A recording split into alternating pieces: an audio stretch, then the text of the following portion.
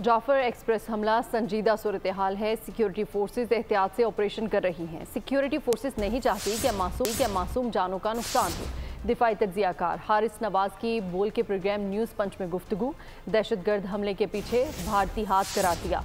कहा कि भारतीय एजेंसी रॉ दहशतगर्दों को फंडिंग कर रही है। भारत पुरानी वीडियोस दिखाकर जाली प्रोपेगेंडा कर रहा है। दहशतगर्दों के लिए मिलिट्री कोर्ट्स बनाएं और फौरी सजा दें।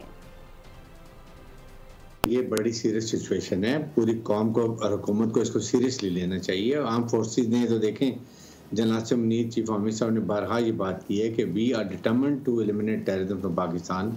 इसके लिए जितनी कुर्बानी देनी होगी, जितनी शहादत देनी होगी, वी विल डू इट। हुंडी का पैसा आ रहा है, उसके बाद स्मगलिंग का आ रहा है, फिर नारकोटिक्स का आ रहा है, फिर और चीज़ें स्मगल हो रही हैं। ये पैसा सारा इनको जाता है, जिसकी वजह से टेररिस्ट ऑर्गेनाइजेशन होती हैं। फिर उसके बाद इंडिया जो रॉ जो उनको फंडिंग कर रही है, काबुल में बैठे हुए, अभी भी वो कम्युनिकेशन में है, वो किया जाता है। तो इसको सब मिलके करेंगे तो फिर ख़त्म होगा। जो इंडिया फेक न्यूज़ चला रहा है, प्रोपेगेंडा कर रहा है, पुरानी वीडियो दिखा रहा है, एक मखसूस पॉलिटिकल पार्टी है, वो उनको तो मौका मिल गया। जी।